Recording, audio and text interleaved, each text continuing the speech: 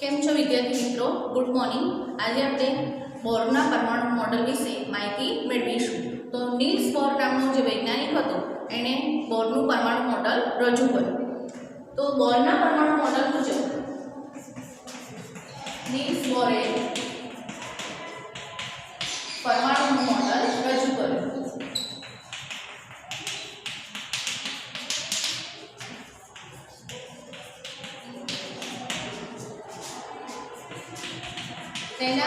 તેના મત મુજબ પરમાણુ છે એના કેન્દ્રમાં પ્રોટોન આવેલા હોય છે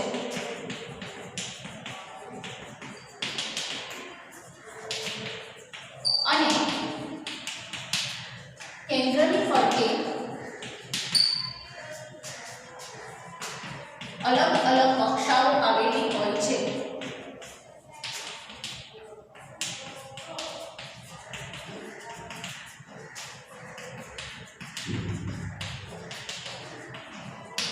અને આ કક્ષાઓમાં ઇલેક્ટ્રોન ફરતા જોવા મળે છે.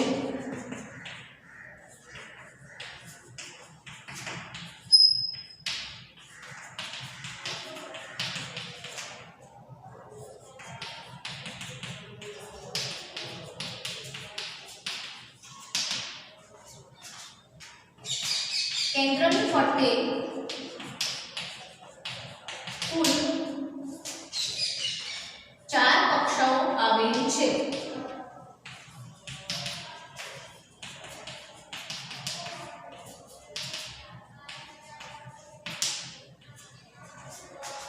અને આ કક્ષાઓમાં ઇલેક્ટ્રોન ગોઠવાય છે.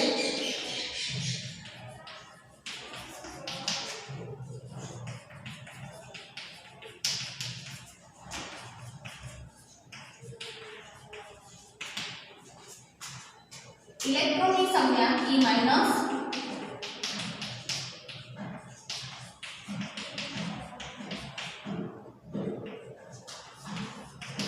અને પ્રોટોનની સંખ્યા P+ છે.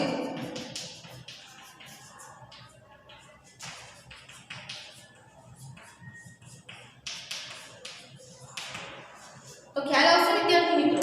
તો આ રીતે નીલ્સ બોરે પોતાનું પરમાણુ મોડલ રજૂ કર્યું. હવે આપણે એની આકૃતિ દર્શાવીએ છીએ.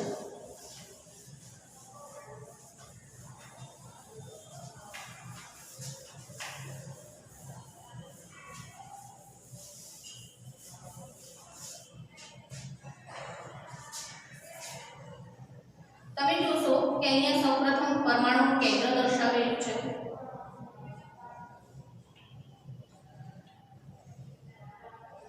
એને આપણે P+ બરાબર છે કેન્દ્રની અંદર.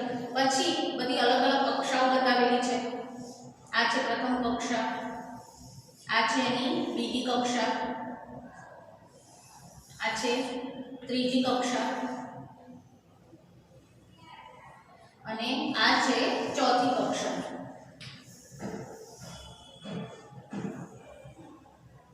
તો ખ્યાલ આવશે વિદ્યાર્થી મિત્રો? અહીંયા આપણને સૌપ્રથમ પરમાણુનું કેન્દ્ર એટલે કે ન્યુક્લિયસ બતાવ્યું છે.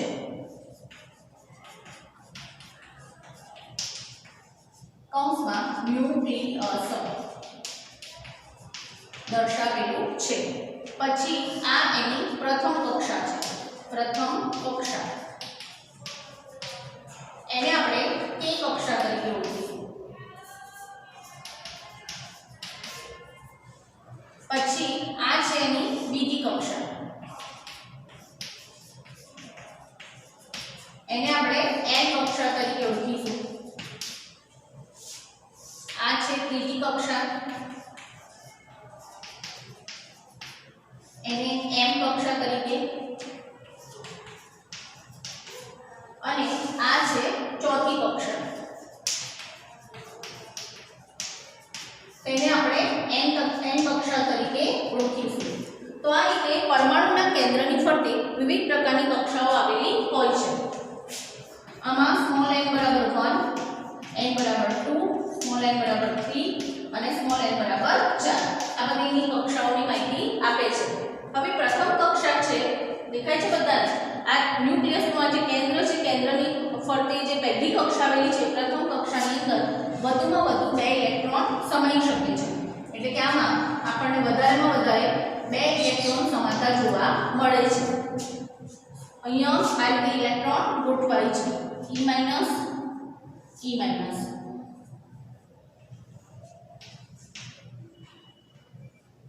પ્રથમ કક્ષા ભરાઈ જાય પછી બીજી કક્ષામાં ઇલેક્ટ્રોનની ગોઠવણી થાય છે બીજી કક્ષામાં વધુમાં વધુ 8 ઇલેક્ટ્રોન સમાઈ શકે છે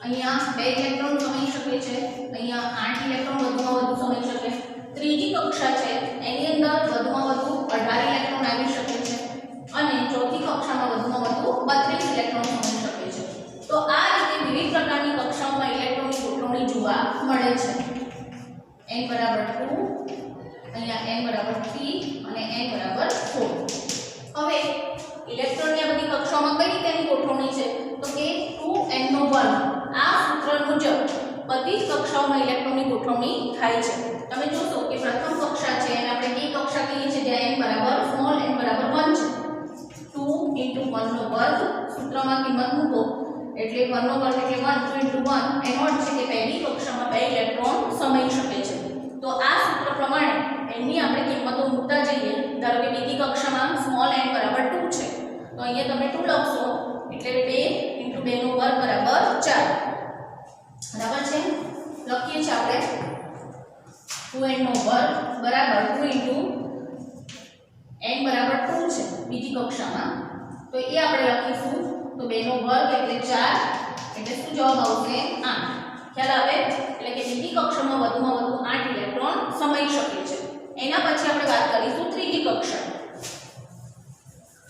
તો ત્રીજી કક્ષા છે એની અંદર 2n નો વર્ગ બરાબર 2 * 3 ત્રીજી કક્ષામાં n બરાબર 3 છે એટલે અહીંયા 2 3 નો વર્ગ એટલે 9 9 * 2 = 18 એટલે કે ત્રીજી કક્ષામાં આપણે વધુમાં વધુ 18 ઇલેક્ટ્રોન સમાતા જોવા મળે છે એના પછી આપણે છેલ્લી ચોથી કક્ષા માટે જોઈએ 2n નો વર્ગ કે જ્યાં 2 * 4 બરાબર છે કે જ્યાં n બરાબર કેટલા લીધા છે 4 તો 4 નો વર્ગ એટલે 16 બરાબર છે અને 16 * 2 = 32 એટલે કે 32 ઇલેક્ટ્રોન છેલ્લી કક્ષામાં સમાઈ શકે તો આ સૂત્રની મદદથી વિવિધ પ્રકારની કક્ષાઓની ઇલેક્ટ્રોનની ગોઠવણી આપણને જોવા મળે છે અને આ જે કક્ષાઓ છે તેને કક્ષાઓની કક્ષક અથવા તો ઊર્જા સ્તર તરીકે પણ ઓળખવામાં આવે છે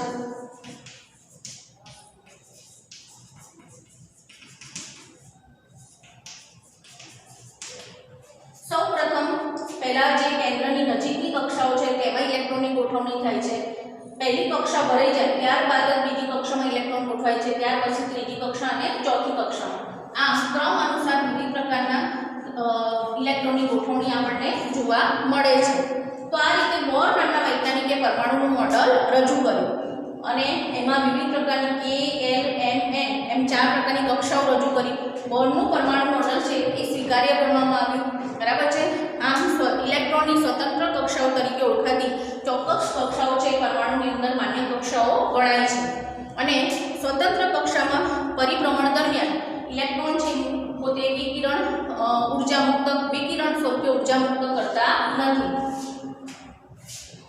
હવે આપણે વાત કરીશું ન્યુટ્રોન વિશે તો ઈસવીસન 1932 માં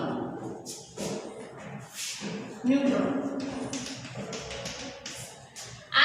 છે એ પણ પછી પરમાણુના કેન્દ્રની અંદર જ આપણને જોવા મળ્યા અને ઇલેક્ટ્રોન છે કેન્દ્રની બહાર આપણને ફરતા જોવા મળે છે પ્રોટોન છે પ્લસ વીજભાર ધરાવે છે ઇલેક્ટ્રોન માઈનસ વીજભાર ધરાવે છે બરાબર છે અને ન્યુટ્રોન છે એ આપણને વીજભાર વગરના જોવા મળે એટલે કે કોઈ પણ પ્રકારનો વીજભાર ધરાવતા નથી તો ઈસવીસન 1932 માં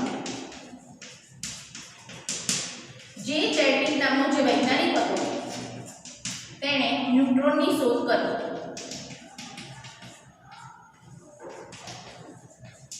અને આ ન્યુટ્રોન કેવા હતા તો કે ન્યુટ્રોન છે તે વીજભાર વિહીન હતા વીજભાર વગરના હતા અને તે પણ આપણને કેન્દ્રની અંદર જોવા મળે છે એની પર કોઈ વીજભાર હોતો નથી ખાલી તમને ન્યુટ્રોન જોવા મળતા નથી, બાકીના બધા જ પરમાણુમાં તમને ન્યુટ્રોન જોવા મળશે. અને આ જે ન્યુટ્રોન છે એની સંખ્યા છે પરમાણુના કેન્દ્રની અંદર જ ગોઠવાય છે. પ્રોટોન અને ન્યુટ્રોનની સંખ્યા આપણને સરખી જોવા મળતી નથી, પણ પ્રોટોન અને ઇલેક્ટ્રોનની સંખ્યા આપણને સરખી જોવા મળે છે. આમ ન્યુટ્રોન છે વીજભાર વિઘનતા અને તેની સંખ્યા સ્મોલ n તરીકે તેને દર્શાવવામાં આવે છે.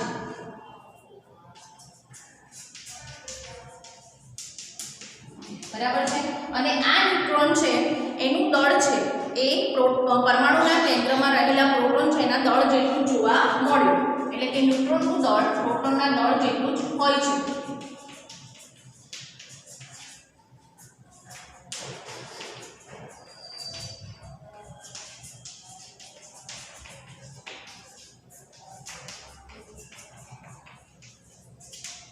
બરાબર છે. તો વિદ્યાર્થી મિત્રો આ રીતે તમે પરમાણુ નમૂના દ્વારા પ્રોટોન છે એની પ્રોટોન ક્યાં રહેલા છે પરમાણુના કેન્દ્રની અંદર, ઇલેક્ટ્રોન કઈ રીતે વિવિધ પ્રકારની કક્ષાઓમાં ઇલેક્ટ્રોનની ગોઠવણી કઈ રીતે થાય છે એ પણ માહિતી મેળવી શકો છો. પછી ન્યુટ્રોન છે એની પાછળથી શોધે ન્યુટ્રોન પણ પરમાણુના કેન્દ્રમાં ગોઠવાયા, એ વીજભાર વિહીન હતા. બરાબર છે. એ બધી માહિતી આપણે મેળવી શકીએ છીએ. હવે આપણે વાત કરીશું પરમાણુય ક્રમાંક વિશે કે પરમાણુય ક્રમાંક કોને કહેવાય.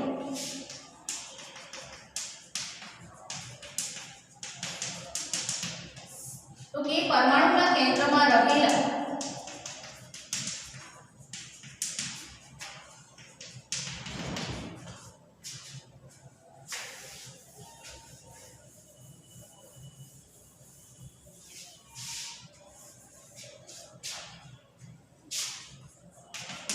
પ્રોટોન અથવા ન્યુટ્રોનની સંખ્યાને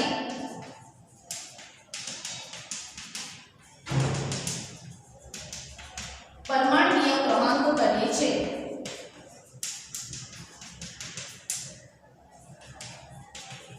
અને તેને Z સંજ્ઞા વડે દર્શાવાય છે. શેનાથી આપણે દર્શાવીએ છીએ? Z વડે. હવે આપણે વાત કરીશું પરમાણુય ભાર અથવા તો દળાંક વિશે. ભારાંક અથવા દળાંક વિશે. પરમાણુય ભાર અથવા પરમાણુય ભારાંક કૌંસમાં દળાંક. તો પરમાણુય ભાર આપણે કઈ રીતે શોધી શકીએ છીએ? તો કે પરમાણુના કેન્દ્રમાં રહેલા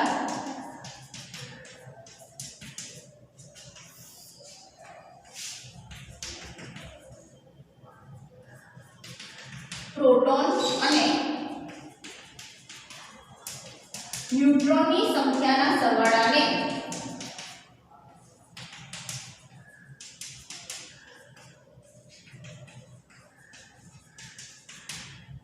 પરમાણુય ભાર કહે છે.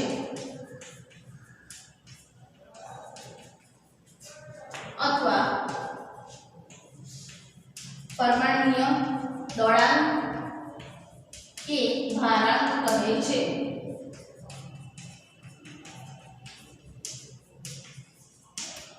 પરમાણુય ભાર છે એને આપણે કેપિટલ A સંજ્ઞા વડે દર્શાવીએ છીએ. તેને A સંજ્ઞા વડે દર્શાવાય છે.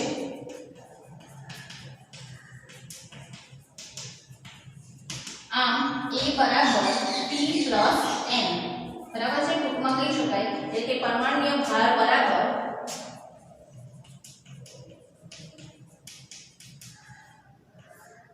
શું આવશે? પ્રોટોન વત્તા ન્યુટ્રોન બંનેના સરવાળાને આપણે પરમાણુય ભાર અથવા ભારાંક અથવા દળાંક તરીકે ઓળખીએ છીએ. તો આ રીતે વિદ્યાર્થી મિત્રો તમે બોરના નમૂના વિશે, પરમાણુય ક્રમાંક અને પરમાણુ ભારાંક વિશે માહિતી મેળવી શકો છો. હવે આપણે પરમાણુના બંધારણ વિશેની વાત કરીશું કે વિવિધ પ્રકારના તત્વોનું જે તત્વોના પરમાણુ છે એની અંદર ઇલેક્ટ્રોન કઈ રીતે ગોઠવાય છે એના વિશે થોડી ઘણી માહિતી મેળવીશું.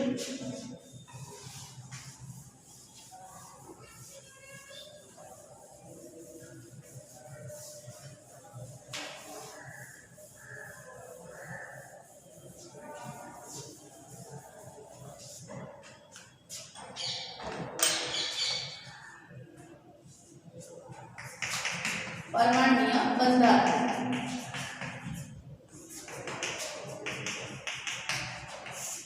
દાખલા તરીકે પહેલા પહેલા આપણે હાઇડ્રોજનની વાત કરીએ છીએ તો કે હાઇડ્રોજનનો પરમાણુ ક્રમાંક કેટલો છે તો હાઇડ્રોજનનો પરમાણુ ક્રમાંક 1 છે વિદ્યાર્થી મિત્રો આ માહિતી માટે તમારે ચોપડીના પાના નંબર 51 ઉપર જે કોઠો આપેલો છે એમાં વિવિધ પ્રકારના તત્વોના પરમાણુય ક્રમાંક આપેલા છે બરાબર છે તો એ તમારે તૈયાર કરવાના રહેશે એના ઉપરથી તમે પરમાણુય બંધારણ છે એને દોરી શકશો અને સમજી શકશો તો હાઇડ્રોજનનો પરમાણુય ક્રમાંક 1 છે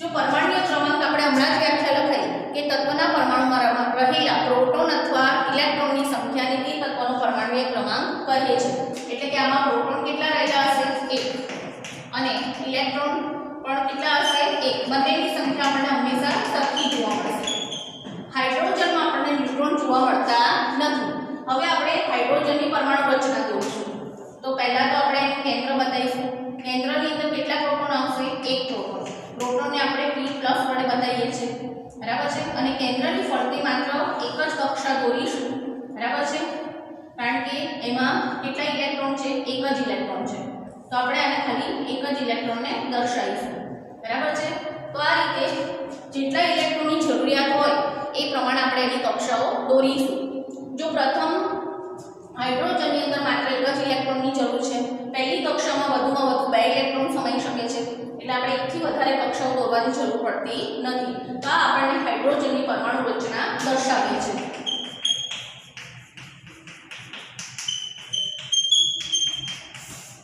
ચલો હવે બીજું આપણે બીજા તત્વની પરમાણુ રચના જોઈશું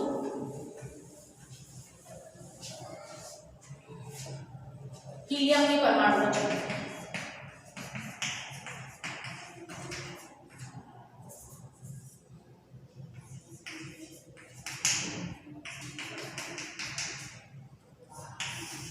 હિલિયમ તત્વની પરમાણુ રચના માટે પહેલા તો એનો પરમાણુય ક્રમાંક તો હિલિયમનો પરમાણુય ક્રમાંક કેટલો છે 2 છે બરાબર છે માટે એમાં પ્રોટોનની સંખ્યા કેટલી છે 2 અને ઇલેક્ટ્રોનની સંખ્યા પણ કેટલી આવશે 2 જેટલા પ્રોટોન હોય અને જેટલા ઇલેક્ટ્રોન એટલો એનો પરમાણુય ક્રમાંક હોય છે બરાબર પ્રોટોન અથવા ઇલેક્ટ્રોનની સંખ્યા ઉપરથી આપણે કહી શકીએ છીએ એટલે એમાં પ્રોટોન પણ 2 રહેલા છે અને ઇલેક્ટ્રોન છે એ પણ 2 રહેલા છે બરાબર છે હવે હિલિયમમાં આપણને ન્યુટ્રોન છે એ 2 જોવા મળે છે હવે આપણે એનું પરમાણુ રચના દોરીશું પહેલા આપણે એનું કેન્દ્ર બતાવીશું બરાબર છે કેન્દ્રમાં પ્રોટોન પ્લસ કેટલા આવશે 2 ન્યુટ્રોન છે પણ 2 છે એટલે એની 0 એટલે કે વીજભાર ધરાવતા નથી અને 2 જ ઇલેક્ટ્રોન આપણે બતાવવાના છે એટલે માત્ર પહેલી કક્ષા દોરવી પડે તો અહીંયા આપણે લખીશું આ રીતે અને પહેલી કક્ષામાં કેટલા ઇલેક્ટ્રોન દર્શાવીશું 2 ઇલેક્ટ્રોન ખ્યાલ આવશે વિદ્યાર્થી મિત્રો તો આ રીતે આપણે હિલિયમની પરમાણુ રચના દોરી શકીએ છીએ હવે આપણે વાત કરીશું ધારો કે લિથિયમની પરમાણુ રચના આપણે દોરવી છે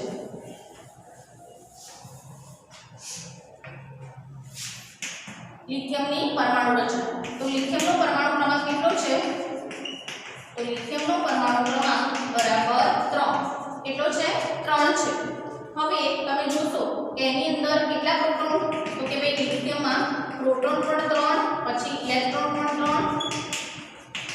અને ન્યુટ્રોન છે એ આપણને લિથિયમમાં કેટલા જોવા મળે છે તો કે લિથિયમની અંદર ન્યુટ્રોનની સંખ્યા 4 છે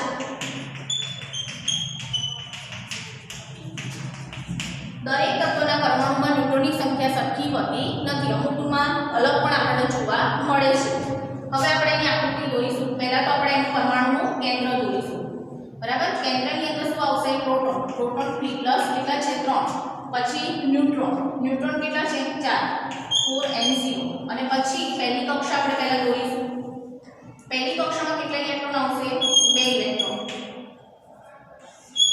પહેલી કક્ષામાં 2 ઇલેક્ટ્રોન સમાઈ શકે છે હવે આપણે એની બીજી કક્ષા આપણે બતાવવાના છે કેટલા ઇલેક્ટ્રોન 3 ઇલેક્ટ્રોન બરાબર તો આપણે હજુ 2 જ ઇલેક્ટ્રોન બતાવ્યા છે તો ત્રીજો ઇલેક્ટ્રોન બતાવવા માટે આપણે એની બીજી કક્ષા દોરવી પડશે ટોટલ 3 ઇલેક્ટ્રોન આપણે બતાવવાના છે બરાબર એમાંથી 2 ઇલેક્ટ્રોન પહેલી કક્ષામાં સમાય છે પછી ત્રીજો ઇલેક્ટ્રોન એ પહેલી કક્ષામાં આપણે દર્શાવી શકતા નથી અને માટે આપણે પછીની કક્ષા દોરવી પડે બીજી કક્ષા અને બીજી કક્ષામાં આપણે 1 ઇલેક્ટ્રોન બતાવીશું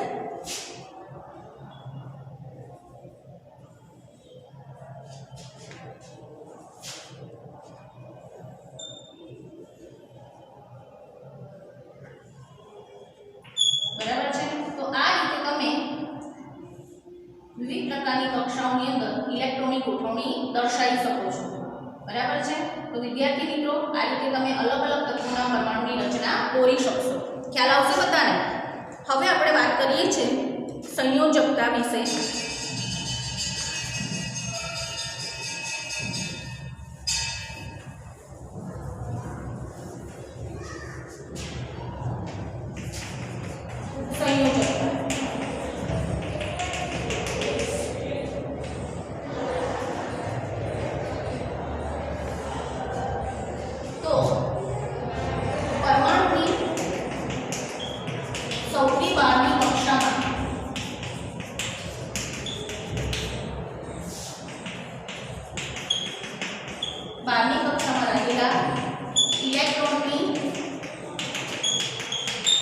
સૌથી બહારની કક્ષામાં રહેલા ઇલેક્ટ્રોનની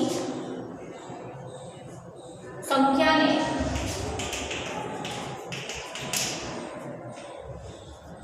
સંયોજકતા ઇલેક્ટ્રોન કહે છે।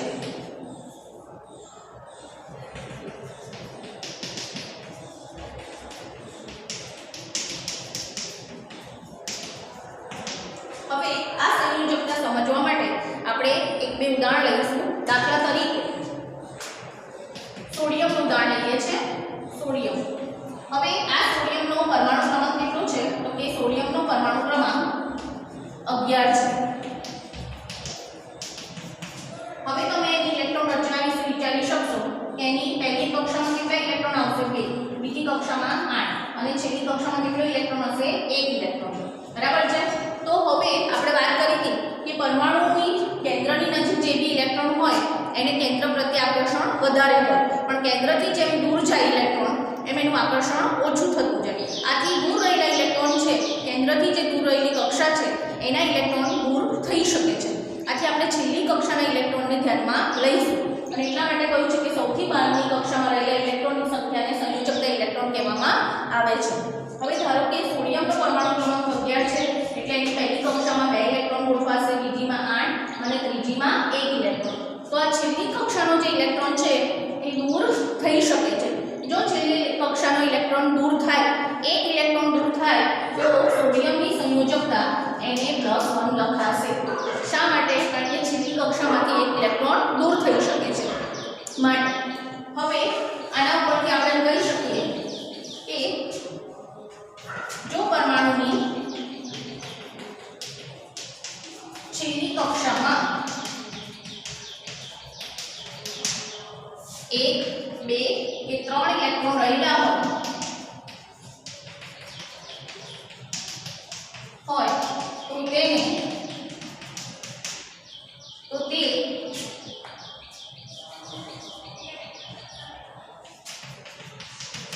ઇલેક્ટ્રોન કક્ષામાંથી દૂર થઈ શકે છે। બરાબર? જો છેલ્લી કક્ષામાં આપણને 1, 2, 3 ઇલેક્ટ્રોન જોવા મળે તો આ ઇલેક્ટ્રોન છેલ્લી કક્ષામાંથી દૂર થઈ શકે છે। બરાબર છે? અને પરમાણુ પોતે ધન આયન બને છે।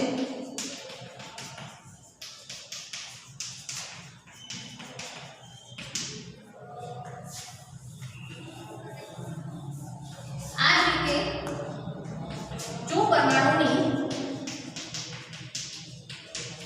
છેલ્લી કક્ષામાં 5, 6 કે 7 ઇલેક્ટ્રોન હોય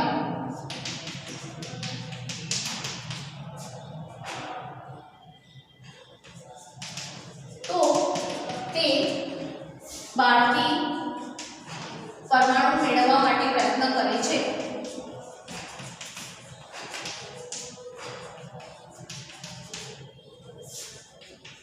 બહારથી ઇલેક્ટ્રોન મેળવવા માટે પ્રયત્ન કરે છે।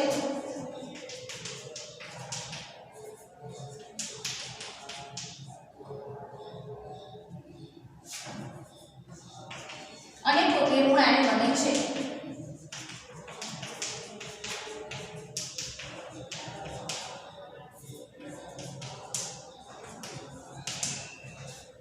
જેમ કે દાખલા તરીકે આપણે હવે ક્લોરીન પરમાણુનું ઉદાહરણ લઈએ।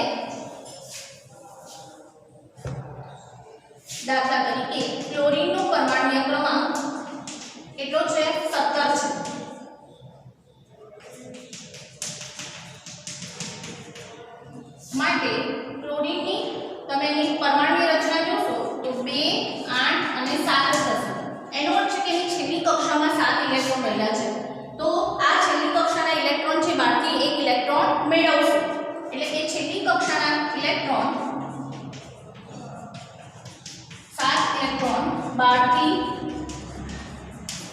ઇલેક્ટ્રોન મેળવી અને પોતાનું અષ્ટક પૂર્ણ કરવા પ્રયત્ન કરશે.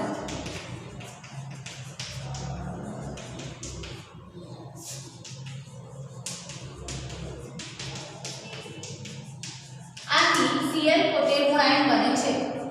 આથી Cl માઈનસ એટલે કે Cl ઋણ આયન બને છે અને એક ઇલેક્ટ્રોન મેળવતો હોવાથી Cl - 1 લખાય છે.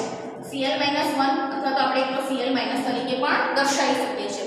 તો વિદ્યાર્થી મિત્રો, આ જ રીતે તમે વિવિધ તત્વો છે એમાં સંયોજકતા, વિવિધ તત્વોની સંયોજકતા વિશે માહિતી મેળવી શકો છો કે એમાં ઇલેક્ટ્રોન કઈ રીતે ઇલેક્ટ્રોન તત્વ પોતે ગુમાવે છે અથવા તો ઇલેક્ટ્રોન મેળવે છે.